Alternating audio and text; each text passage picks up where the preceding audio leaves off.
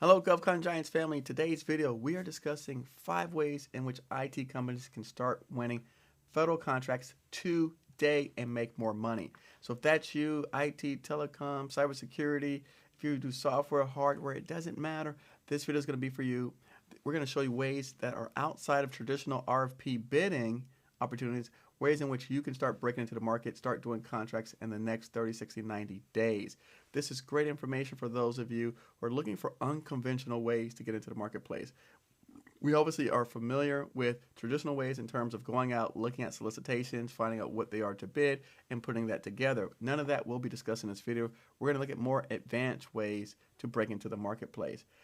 Also, just kind of a programming note, if you have someone that you know that may be interested in IT, please share them with this video because we are doing some wonderful things out there. In fact, the first thing I want to talk about is our new Facebook group. We have a new Govcon Giants IT Facebook group specifically for those persons interested in getting into the IT space.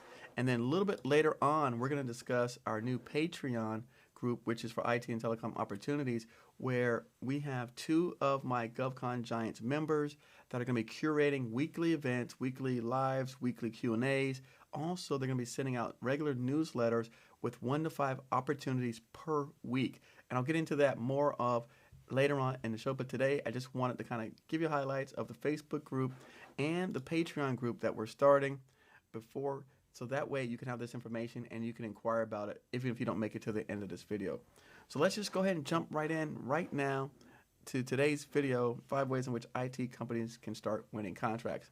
The first way I want to look at is OTAs, other transaction authorities. Other transaction authority is referred to commonly by the DoD to carry out prototype research and production projects. Again, that's prototype research and production type of projects. What is an other transaction? We say OTA, they call it actually other transactions, and then you'll hear the words other transaction authority used. But don't worry, I'll tell you how to search it and look for them in beta.sam. In fact, we'll do an example in a couple moments here. Generally, OTAs or other transactions are not required to comply with federal laws and regulations that apply to procurement contracts. Let's read this again. They're not required to comply with federal laws and regulations that apply to procurement contracts, grants, and or cooperative agreements.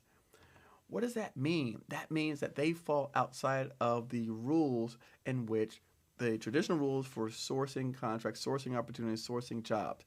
The good thing, the beautiful thing about that is how much the government is saying, look, we're going to put our best foot forward and we want the people that have the technology, that have the solutions to come to us and bring them to us. So let's go ahead and hop on over here to beta.sam, right? And I'm going to pull up beta.sam and show you, if you just type in, by the way, oops, I made a mistake. You want to go to contract opportunities and type in OTAs, and that's where you'll find OTAs. Now, if you come to the screen and this happens to you like this happened to me, fortunately, it happened to me before. And so this actually, it's good. I learned now from my lesson before. If you go back in, I was signed out. So you have to sign back in and type in OTAs. Just kind of like a little beta SAM quirky thing that happens. So my computer had been sitting for a while. I was signed out. But we're in beta.sam. We look at contract opportunities, keyword OTA, and you will see a list of opportunities that exist. So again, the way that you find OTAs, opportunities, is just by going on beta.sam and browsing for them. They're all here listed. Now, OTAs have, over the last 3 to 5 years, have been steadily rising in terms of the amount of dollars that the government is spending on these particular types of transactions. They've gone up to the billions of dollars each year. So that is an area where I want people to go on beta.sam, pull it down, and take a look and see if you can fit any of those particular opportunities. And we'll talk about later on how is it that you respond and submit the information, because it's not traditional where it's a bid. You're going to be submitting white papers. You're going to be submitting a summary of your capabilities, summary of your solutions to the government. The second way in which government contractors can take place and do IT and telecom work is what's called commercial solutions opening. So a CSO stands for commercial solutions opening, merit-based source selection strategy for the DoD to acquire innovative commercial items technologies or services that directly fulfill requirements, close capability gaps, or provide potential technological advances. They are very similar to BAA, which is number 3 on our list, but we're talking about CSOs today. Now, this CSO has been used by DIUX. They've adopted that model and to help some of the Silicon Valley counterparts move into the federal space. So by one of the agency incubators adopting this model is a testament to the fact that this model works. Okay, we're going to go ahead and the same thing that we did on Beta SAM with OTAs. If you type in CSO and beta.sam, you will see here a list of CSOs. All right, and again, if you look at CSOs, it says here, just kind of reading through one of them. Let me see if I can zoom in for those. This CSO says its remaining will be open until 2022. Now, let's see when it was issued. All right, it was published on July 17th, 2020, and it's going to be open until 2022. This is what we're talking about when we're saying these are different from traditional bidding types of contracts. Why? Because in a traditional sense, when you bid an opportunity, right, the solicitation comes out and they say, hey, you've got to have it done in 30 days, 60 days. You've got to turn in a price proposal. You've got to put together your team. You've got to put together a whole package for the hopes, right, for hopes and prayers that you may potentially be eligible for that opportunity. And then when we talk about states and some of the municipalities, they're looking at just low bids. Well, again, OTAs, CSOs, and BAAs, which is number 3 on my list, they give you a time window in terms of a year, 2 years, 3 years, whenever it is that a solution is found and or developed. So that's some of the big differences. Also, because they are outside of the FAR guidelines, there's a lot more flexibility in terms of way they can actually give or award people contracts, right? So it's not, okay, 20 people submit it, and then we pick the cheapest guy, or we pick the guy that we know via nepotism, whatever the case may be. They are looking for people to provide solutions. All right? Just kind of wanted to kind of show you that example. GSA, Commercial Solutions Opening, CSO, non-federal acquisition regulation, so it's non-FAR-based solicitation for acquiring innovative and commercial solutions. Just echoing what I just said. Number 3, broad agency announcement, BAA. It's a notice from the government that requests, and the way they classify it, scientific or research proposals from private firms concerning certain areas of interest to the government. All right, and it says here the proposals submitted to private firms may lead to contracts. The idea is the acquisition of basic and applied research, that part of the development not related to the development of a specific system or hardware procurement. All right, and it goes on to talk about fulfillment for the requirements, scientific study, experimentation, directed toward advancing the state of art or increasing knowledge or understanding rather than focusing on a specific system or hardware solution. Let's jump back over here to our beta.sam site, and I'm going to go back, search, contract opportunities, BAA, boom, boom, boom. We pulled on a BAA. This BAA was published on February the 3rd, 2020, and it's due on 2023. I'm going to give you a wide screen so you can see it and read it. The wonderful thing about this, so it talks about here, it lists, and I'm not going to pull up the instructions, but what it does is it goes through and it lists the areas in which they need assistance and which they need help. And what happens is, let's say, for example, right now, this particular opportunity is out until 2023. Let's say, for example, you found a BAA or CSO that was issued in 2018, and now it's 2020, right? You have, unlike some of the traditional experiences that we have, calling on contracting officers regarding typical RFP solicitations that are posted, we get no response, we get hung up on, no one calls us back. Unlike what happens in that traditional sense, when you reach out to BAAs, people, because again, they are looking for solutions, right? They're not going to close out that particular functional area until a solution is developed. So you can call and reach out to them and say, hey, I have the solution to solve this particular use case. Is it still available? Right? And they will let you know, hey, this is available or it's not available, and they will tell you all about it. So that's some of the advantages of working and with these particular opportunities, because again, you go off and the only thing that you're going to need to put together, and matter of fact, let me just jump back over here. You're going to be putting together white paper. You're going to put together a quad chart. You need to determine your technology readiness level. And I don't want to really get into that here because that's not the purpose of this video. However, we do have a video here, the one that you see on the screen, where we've already posted it. The link is in the show notes. I'll make sure it's in there. But I have this video where we talked about how to introduce a new product and a service. And we actually go over examples of what these things look like. So here you can see an example of the technology readiness chart. So we've already done that for you. And then on top of that, if you follow this link that's on that you're looking at today on the video, if you click that link, it'll take you to forms, templates, examples of the documents that you need in order to submit. So again, we are trying to give you everything, all the tools and everything that you need in order to be successful. So again, if you have any questions about what information needs to be submitted for CSOs, BAAs, OTAs, visit that website and take a look. The fourth opportunity we're going to talk about is agency incubators. Here's 3 examples of agency incubators. Now, one thing that I didn't mention early on, that this does not preclude people who are looking for a job. If you are looking for a job in this space, this is a great way to showcase your skill set, right? All of these things that we're talking about is a great way to showcase your skill sets as well if you're looking for a job. They are not excluding sole proprietors in this. They're not excluding 1099ers. They are looking for solutions. They're asking people who has a solution. So if you're someone that says, look, I won't say hacker, but hacker for better use of the words, lack of better words. If you are someone that's just a computer developer that's home, a coder type of person, a gamer, and you go, look, I can build software. Like I write code all day. And you look on here just to see if there's anything that makes sense for coding out a simple solution, because not everything is super, super high level, super complicated. I've looked at CSOs that they wanted to change out lighting inside of planes.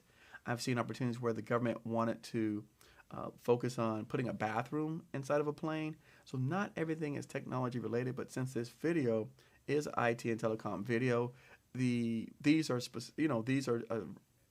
innovative research. So say the majority of the opportunities, 80+%, are going to be related to IT, telecom, and coming up with solutions. But it's not to say that people who are sole proprietors or looking for a new job or career can't use some of these same techniques and apply them to help themselves facilitate, getting that next job, as well as the people of small businesses getting the next opportunity. So 3 of the agency incubators we're talking about today. Incutel. Incutel has an office within the CIA, and they serve as a link between the CIA and Incutel. They're called the Interface Center. And what they do is they communicate with unclassified problem sets to Incutel, and then Incutel goes back, and their job is to find private sector companies that help work on technologies that are developed to help kind of fill those gaps. Incutel makes 12 to 15 investments per year, usually around $500,000 to $3 million, with about 15 to 20% of that money going towards an equity position in the company, and the remaining sum actually it goes towards covering licensing agreements, contracts, develop their technology specifically to the needs of the CIA. SVIP, Silicon Valley Innovation Protection Program, is established to help reshape government. As this, again, I'm pulling off their languages, not my words, but they're working with DHS, which is Department of Homeland Security, helping to reach out in terms of the innovation community to find new, previously inaccessible technologies that can help strengthen national security. It talks about the funding for that as well. And the last one is DIUX, Defense Innovation Unit, where they provide non-dilutive capital in the form of pilot contracts for commercial innovation that solves DoD problems. And the good thing about DIUX, the ideal target in terms of awards is 90 days. They do a lot of pilot contracts, small things, $25,000 to $100,000. That includes hardware, software, or unique services. But what is the advantage? What's the advantage? The biggest thing that they say is After a successful pilot, the company involved can easily enter into follow-on contracts just as fast.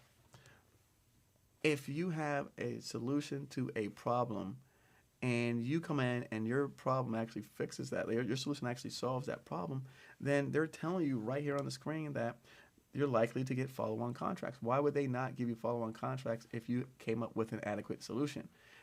So as you can see, this is a much different approach than the traditional RFP, submit a bid, submit a price, and turn it in. Now we want to talk about the area of subcontracting. Now, the reason why I put subcontract on here is because not everyone is ready to be a prime contractor. And some of the opportunities that what people are looking at or that they hear about are the traditional big contracts, right? That, again, if you are a $1 million, $2 million company, or if you're a 25 or less employee type company, even if you do, some of you have 30 employees, 40 employees, some of these contracts are so large and they require such a diverse set of skills that it almost behooves anyone to go after some of these major contracts other than these large multinational companies. However, there are ways in which people can break in vis-a-vis subcontracting, and that's what we're going to talk about now. Best in class, spend under management is probably one of the areas where, again, it's really laid out pretty well and it's easy to find the information. Best in class falls under GSA, and they have 12 IT categories. They have 12 BICs, is that what they call them? Under IT, they have NASA SOUP, IT Schedule 70, Army Chess. You've got 8A Stars 2, Alliant 2. Now they put out 8A Stars 3, was just released a few weeks ago. We're talking about that in the new Facebook group. You've got VETS 2, Alliant, and Alliant 2 Small Business. And then you have Enterprise Infrastructure and a few others. So again, with the government's cycle time being so long, right, 18 to 24 months. I mean, right now it's July, but if you come into the space and you're looking at this video and it's October and the government just finished issuing those contracts, or worse off, the Stars 3 just came out. These things are going to last for 5 years, 10 years, some of them 15, 20 years.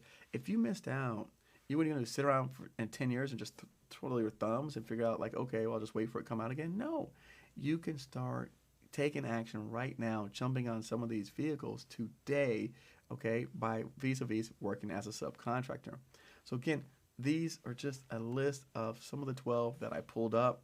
This doesn't even count, right? This doesn't even count the ones that are part of your market research when you start doing research using FPDS NG or USA spending.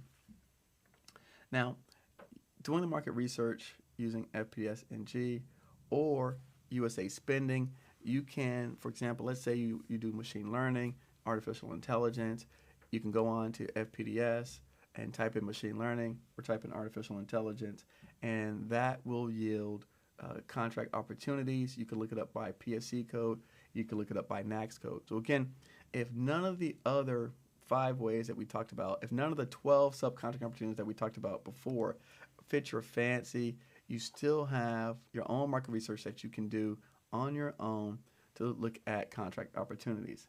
Now, as promised, I just want to revisit this before we close out today. We do have this new IT and Telecom Facebook group. Very, very excited to launch it. Again, like I said, we are going to help put together companies, contracts, opportunities. We already have some large companies that are part of this group. We have some people who are leading the federal division for business development that are inside this group. We've got a bunch of small businesses that are in this group. So we want to help facilitate contract actions. I'm not just here just to get on the screen and talk to you about doing stuff. I want you to actually do stuff. And that's one of the reasons why I decided to create this Patreon group, because I know that IT, the opportunities, they're really vast. And also I know that there's a lot of people out here who really need some additional assistance, some additional help. And look, Eric, I mean, I got this document. It's 160 pages. I'm not sure where to start. I get it. I understand.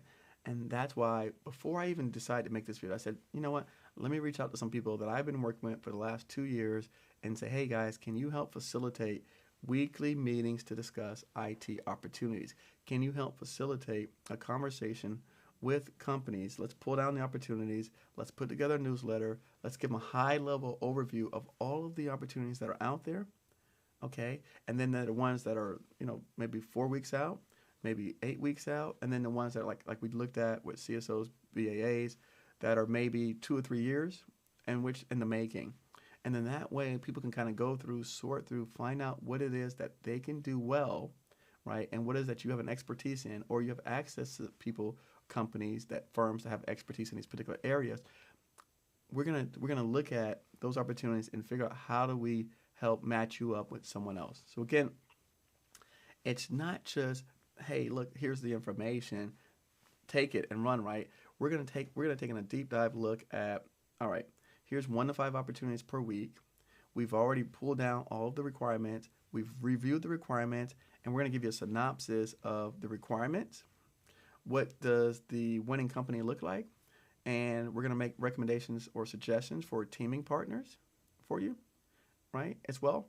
And then at the end of the week, we're going to jump on a Zoom, live, whatever call with the members, and we're going to talk about questions and answers that you have with regard to these specific opportunities.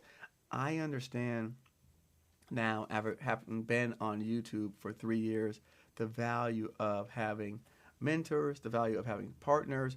We are small businesses, and as small businesses, we cannot afford to sit home in a silo and try to figure this out on our own. We just can't afford to do that. So that's why I decided, let me create a group, and I want to find a way to compensate the individuals that we're going to be facilitating this group. And so this is a way in which we can create value for the members, demonstrate value, and then hopefully the plan is to start spinning off companies, right, that in specific spaces. So we want to start spinning off opportunities and being able to say, okay, we've got a really strong machine learning company, we've got really strong developers, we've got really strong companies that do, LMS systems, 3D systems, Google Glasses, whatever the case may be. We want to help facilitate and procure those people, put them all in the room together, and then put them along with some technical writers, and then go after some of these opportunities. So again, we all have to come together, and we all have to work together, and that's what we're trying to help facilitate out here. As always, thank you so much for watching. I hope that you enjoyed this video. Please, please, please share it. Leave me your comments, concerns, feedback below. Everything that we talked about and more will be in the show notes. Make sure to follow us on the Facebook group. If you have any interest in our Patreon, if you have any questions about it, hit me up, send me a tweet, let me know what you think. Definitely looking for user feedback. If not, I'll see you inside the YouTube group. Thank you so much.